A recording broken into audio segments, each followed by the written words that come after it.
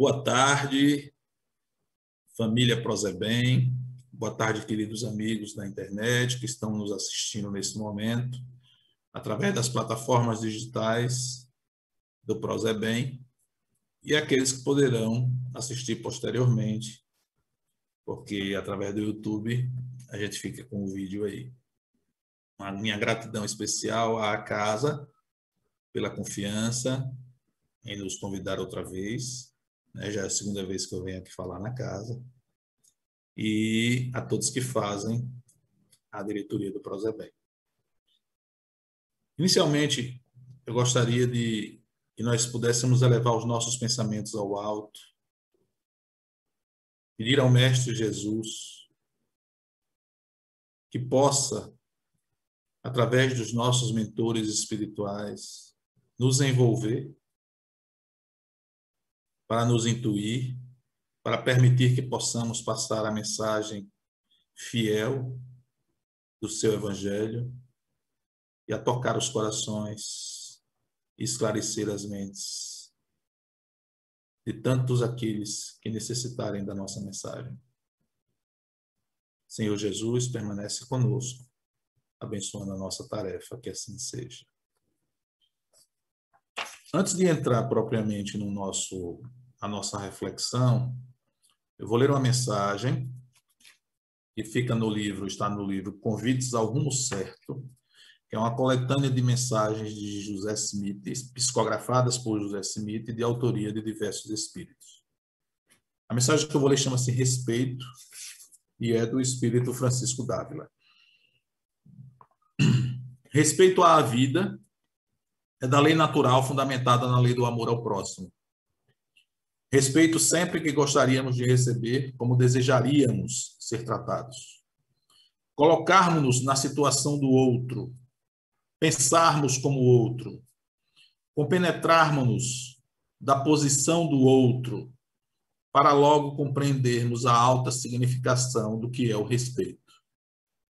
Jesus valorizou e socorreu cada um com profundo respeito pela vida, respeito pela criatura. Faze, então, conforme pretende que façam contigo. Em todo lugar onde vigore a qualidade de vida do homem, cumpre o dever de respeitá-la, preservando-a. Ninguém tem o direito de medir o comportamento de outrem pelas suas reações, nem julgar com os dados que se atribui possuir. O respeito à pessoa humana é impositivo cristão de perturbar-lhe a marcha. O jovem que busca apoio é digno de respeito. O adulto necessita de respeito. O ancião, com falta de forças físicas ou morais, tem necessidade de respeito pela existência vencida e o apoio que as presente quanto aos motivos delituosos de desrespeitos ao semelhante. Meus queridos irmãos, nesta reflexão nossa de hoje, nós queremos trabalhar uma lição que está no Evangelho de Lucas, apenas no Evangelho de Lucas, lá no capítulo 19, que nos conta a respeito da história de Zaqueu. E essa lição em especial, nessa lição especial, a gente percebe algo importante, e também fundamental no estudo do Evangelho, que é conhecer, para que nós entendamos a lição, mergulhemos no contexto da passagem. Caso contrário, a nossa visão fica limitada, fica restrita às velhas visões, aos velhos entendimentos acerca desse personagem ou acerca da passagem. Felizmente, nós que abraçamos a doutrina espírita, temos a felicidade, a aventura de, acredito que nenhuma outra informação consegue, como a doutrina espírita, nos trazer o enriquecimento do estudo do Evangelho, sobretudo a partir das informações que nós temos dos bastidores, que os espíritos superiores nos trazem, que os espíritos do alto conseguem nos trazer, a partir de informações ou de fontes seguras do mundo espiritual, do acesso que eles têm à realidade do fato. As bibliotecas do mundo superior elas não têm só arquivos escritos. Ele sabe da época da chuva e ele sabe quando virá a colheita. E Jesus fazia isso. E vinham acontecendo umas discórdias, como acontecem como nos nossos tempos, né?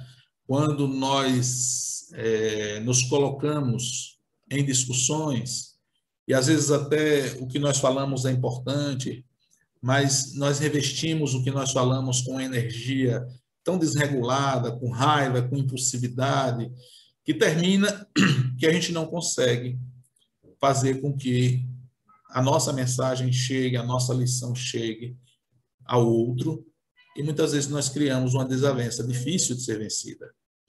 É o que Emmanuel vai nos dizer, que nós precisamos aprender a pensar no sentido, no modo, na orientação, na direção de cada palavra que nos sai da boca, de cada gesto que nós expressamos para a vida. Porque adequar e conjugar a nossa fala às doses de vidas, de amor, de energia, de brandura, sem excesso, porque todo excesso é desequilíbrio. Todo excesso, ele traz falta de alguma coisa. Todo extremo, ele traz falta de alguma coisa. Então, nós precisamos encontrar o meio termo. E os discípulos de Jesus, acompanhando o mestre, eles vinham em discussões acirradas a respeito da condenação já daqueles que tinham condições materiais melhores, daqueles que exerciam posições mais influentes do ponto de vista político da época, do ponto de vista de poder. E essa virtude de saber colocar a coisa no momento certo, que Jesus tanto sabia fazer, né? Ele ouvia aquelas discussões, principalmente partindo ali de Filipe e de Tadeu, discussões que levavam a condenar aqueles que eram mais ricos, mais abastados, e que aqueles jamais conseguiriam seguir Jesus, que aqueles não faziam parte do grupo que poderia seguir a Jesus. Mas Jesus não intervia. Jesus observava, esperava o momento certo. Quer ver um exemplo como Jesus usava isso de uma maneira assim, muito sábia? No Evangelho de Lucas também tem uma passagem que é da última viagem da vinda de Jesus a Jerusalém. Ele sempre costumava vir margeando. Ele não vinha pela Samaria, né? Ele vinha margeando o Jordão, e ele resolveu seguir para a Jerusalém através da Samaria. E os discípulos sabiam que os samaritanos eles não tinham um bom relacionamento com os judeus, né? Eles sabiam que eles eram hostilizados a tal ponto que às vezes precisava se conter até por questões físicas. O relacionamento não era muito bom. Então, quando Jesus vinha pelo deserto, né? E aí a gente sabe perfeitamente que quando os nômades caminhavam pelo deserto, eles precisavam de um local para hospedagem. E Jesus pediu a 2 deles para que fossem até a Samaria para buscar um local para se hospedar. Porque hospedagem naquela época era alguma coisa sagrada, ninguém negava hospedagem a ninguém, né? A vida no deserto era muito árdua, muito desconfortável, então precisava se reagir dessa forma.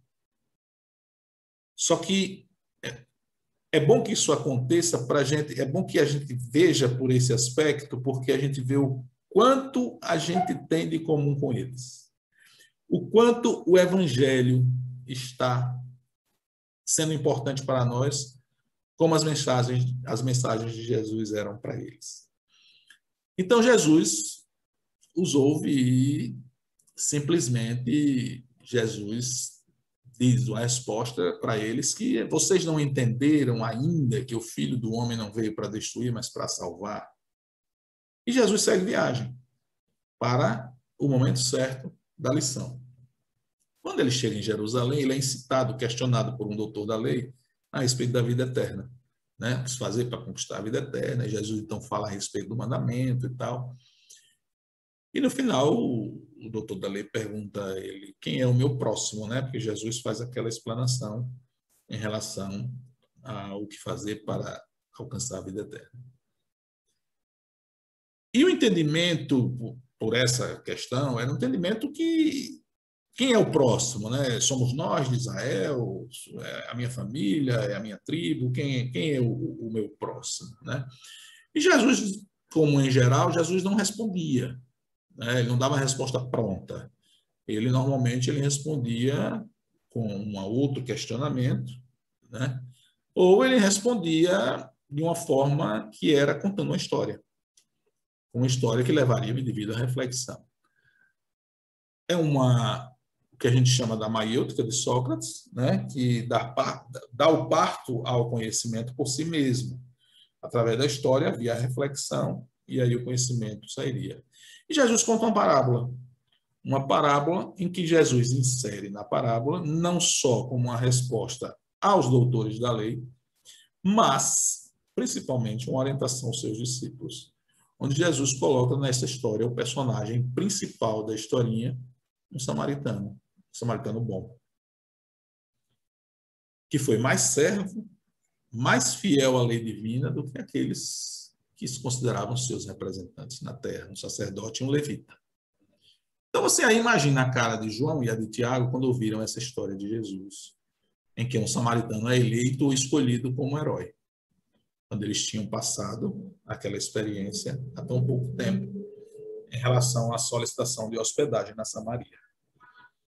Então, nesse capítulo do Boa Nova, Humberto de Campos vai nos dizer que algum tempo antes desse encontro, eles estavam assumindo aquela postura extremista, né? Como eu falei, em relação àqueles que detinham mais posses, aqueles que detinham mais poder, mais influência na sociedade e que não seriam salvos, né? Que não poderiam seguir o Cristo.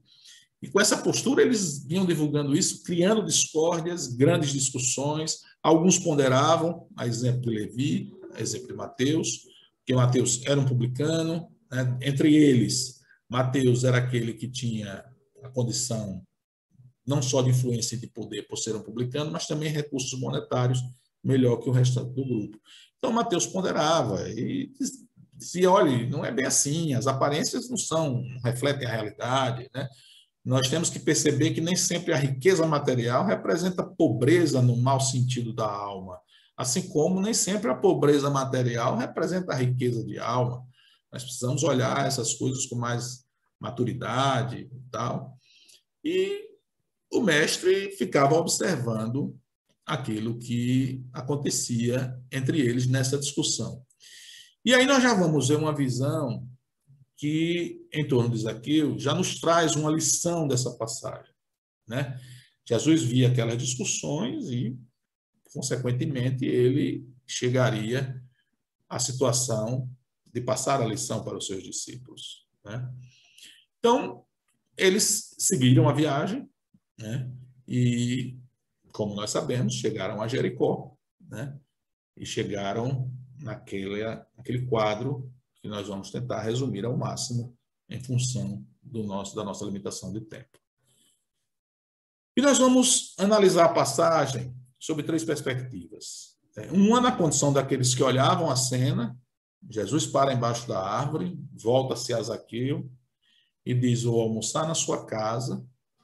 Aí você imagina o que se passa na cabeça dos discípulos que vinham ali descendo a lenha em todos aqueles que tinham mais recursos e em todos aqueles que tinham influência. Jesus adorava fazer isso. Jesus adorava quebrar essa cristalização que existia, levar as pessoas cristalizadas no limite. Ele adorava ir na sinagoga, por exemplo, aos sábados, curar aos sábados, né? Ele curava sempre no sábado, almoçava com um publicano, com um pecador. Você imagina alguém que vai ou convive, que vai estar num meio em que a gente toma por um meio completamente corrupto e já toma e já engloba tudo no mesmo saco, e já define, já estabelece um julgamento, né? Então, nós vamos ver essa perspectiva daqueles que assistiam à cena. Nós vamos ver a segunda perspectiva, a de Zaqueu, que era o centro das atenções, né? Aquele homem que tem um nome que vem do aramaico, significa puro, justo, e que as pessoas já tinham uma preconcepção dele, né? Ele era um publicano, ele era um homem rico, abastado, né? Então, as pessoas já tinham aquele pré-conceito, né, formado por ele.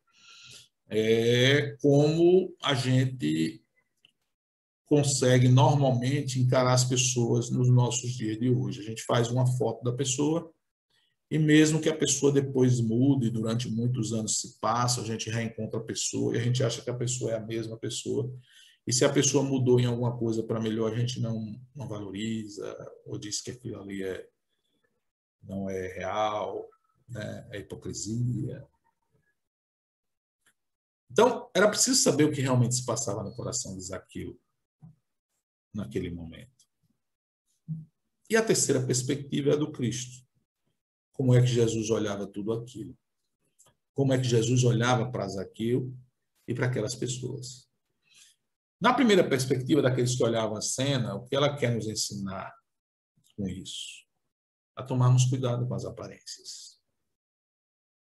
A gente frear aquele comportamento que a gente tem de querer definir as pessoas de forma precipitada, de julgar as pessoas, de condenar as pessoas, de sentenciar as pessoas.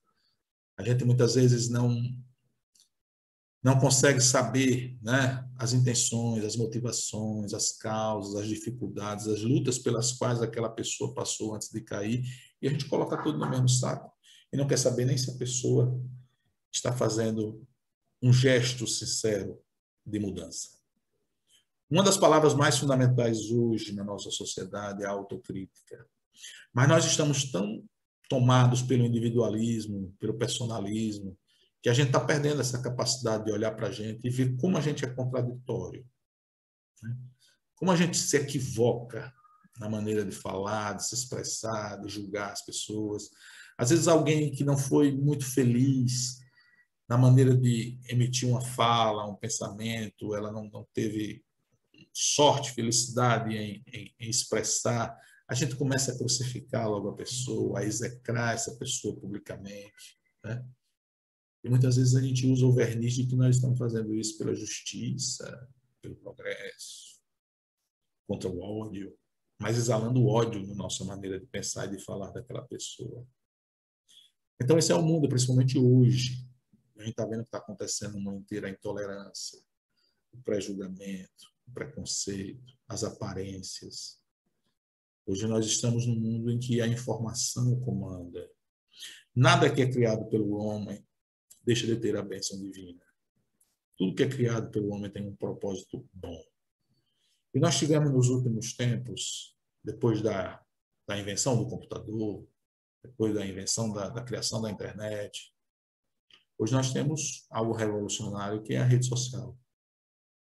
Isso tem transformado as pessoas em uma valorização muito grande em cima de aparências, né?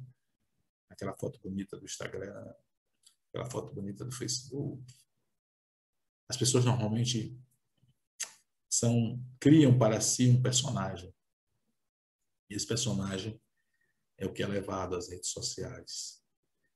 Então, as aparências a gente não pode deixar se enganar por elas.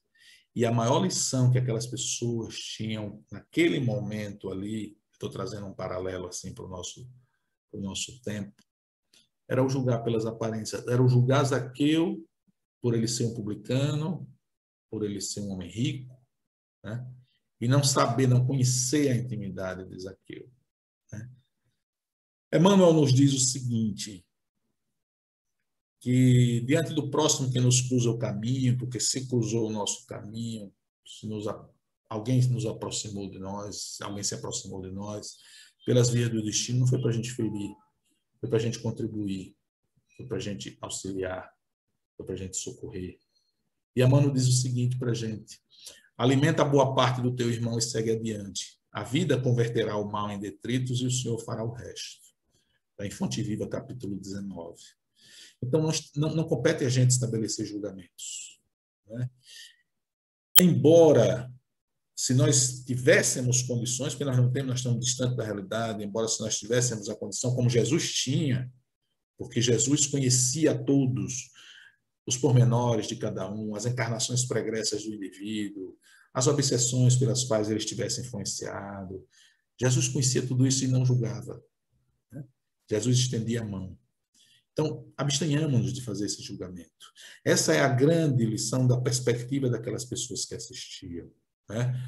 A gente não sabe por quantos anos aquele indivíduo resistiu a uma pressão, de uma obsessão feroz antes de cair. E talvez a possibilidade dele seja infinitamente menor, né, que a nossa de compreender o Evangelho, porque nós já conhecemos as lições do Evangelho. E a gente não sabe se aquele indivíduo conhece, se ele tem discernimento disso. Então a gente precisa atentar para isso. Essa é o que essa lição do Zaqueu quer nos dizer, olhar para a gente nesse mundo de hoje. Porque, em geral, a gente se comporta como... Pedro era o cão de guarda de Jesus, né? Pedro não admitia que ninguém se aproximasse de Jesus com imperfeições, né? Você é ladrão, o que é que você está fazendo aqui? Você é adúltera, o que é que você veio fazer aqui? Contaminar a pureza desse nosso ambiente. E Pedro era assim, Pedro se achava o cão de guarda do mestre. Certa vez Jesus disse a ele: Pedro, ampara-lhes com a verdade. Jesus precisava sair, chegaram 3 indivíduos, né? E Jesus pediu a ele: Simão, ampara-lhes com a verdade. E Simão pegou um cacetete e saiu dando em cada um deles. Quando Jesus voltou, estavam os 3 lá desanimados. Falou que não tinham mais jeito, né, para eles e tal. Jesus falou: Simão, eu disse amparar. Porque a verdade que não ampara está muito distante ainda da verdadeira, da verdade legítima. Kardec nos diz que qualquer razão destituída de caridade está equivocada. Por mais que a gente tenha razão, lógica para algumas coisas, se está destituído de caridade, a gente está equivocado. A perspectiva de quem olha naquele episódio de Zaqueu é essa, para a gente ter muito cuidado com os julgamentos por aparências. Estavam julgando Zaqueu, inclusive os discípulos, principalmente os discípulos, né? Que passaram a estranhar porque o mestre estava com aquela atenção toda com aquele publicano, né? Um homem que tirava do povo judeu para recolher os impostos para manter o império romano, para manter os seus opressores. O apóstolo Paulo nos diz, na carta 2 Coríntios, capítulo 10, versículo 7, ele diz assim: olhai as coisas pelas aparências, quem julga ser do Cristo, pense isso consigo mesmo, que assim como ele do Cristo é, também nós do Cristo somos. Em outras palavras, o que ele está dizendo? Se você acha que é do Cristo e o outro não, tome cuidado. Pense que talvez ele é tão do Cristo ou até mais do que você pensa que ele é. Isso é tão interessante que na sua carta aos Filipenses, capítulo 4, versículo 22, Paulo diz assim: todos os santos vos saúdam, mas principalmente os que são da casa de César. Emmanuel comenta isso em Caminho, Verdade e Vida, capítulo 75, dizendo o seguinte: não julgueis, pois, a teu irmão pela tua fortuna aparente ou pelos seus privilégios políticos. Antes de tudo, lembra-te de que havia santos na casa de César e nunca esqueças de tão grandiosa lição. Então, existiam mesmo lá na casa de César, naquele meio corrupto, pessoas boas, pessoas santas, pessoas que eram do bem, mas a gente julgava pelo contexto. Está na casa de César, não é corrupto também. Então, essa é a primeira perspectiva. A segunda perspectiva é a de Zaqueu. Zaqueu ali é um símbolo como nós, um símbolo que se nos assemelha para quem já se despertou para si mesmo, né? Para quem já despertou para a necessidade da melhoria, para quem já não se satisfaz com o momento apenas com as questões do mundo transitórias, né? Então, Zaqueu representava ali isso. A simbologia de Zaqueu da baixa estatura e de precisar subir numa árvore para poder ver a Cristo é uma simbologia muito interessante, né? A baixa estatura espiritual, baixa estatura física, precisar se elevar para ver o mestre, para ser visto pelo mestre, para falar com o mestre, vencer a multidão. Então, Jesus vai esclarecendo tudo isso, né, quando chega até a casa de Zaqueu, e Zaqueu começa a conversar com o mestre, sabendo que o mestre condena muitos todos aqueles que conseguiam enriquecer de uma forma ilícita.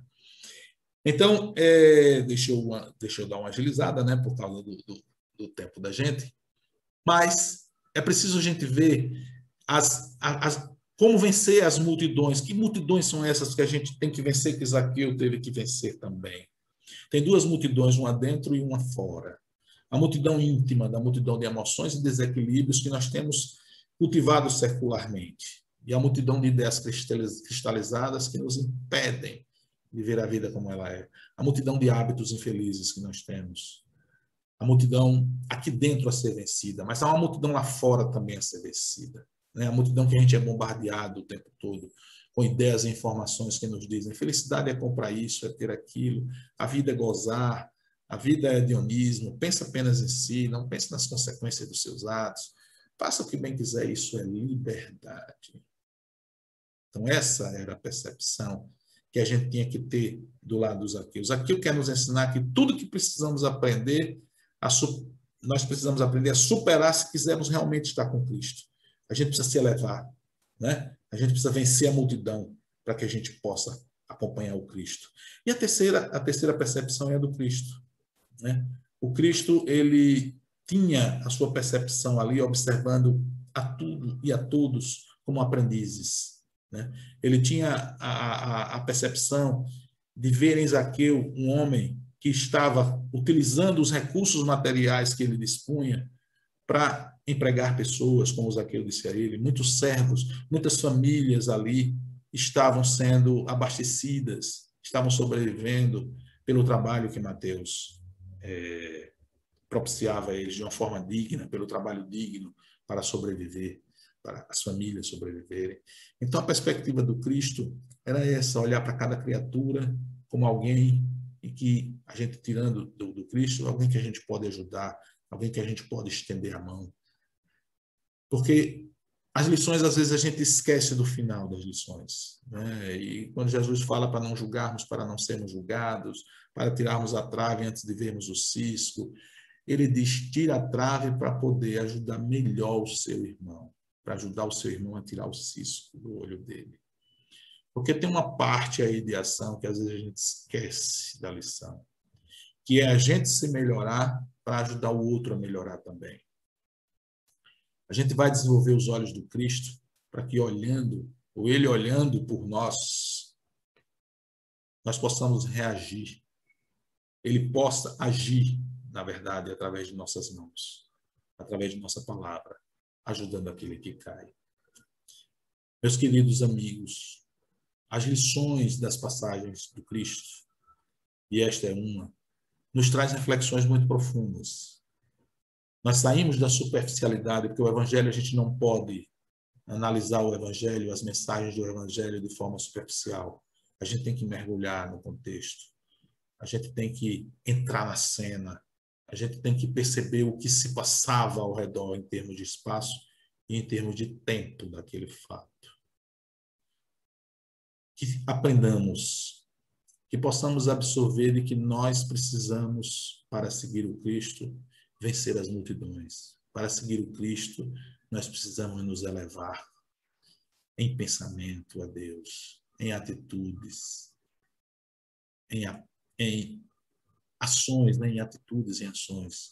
Nós precisamos ter o pensamento elevado, nós precisamos, como Zaqueu subiu no sicômoro, nós precisamos também nos elevar para que possamos ver a Jesus, para que possamos falar com Ele e sermos ouvidos. Nós temos que tirar todas essas lições, e principalmente dessa passagem, de não julgarmos precipitadamente ninguém, de não julgarmos ninguém pelas aparências, de nós percebermos que aquele ali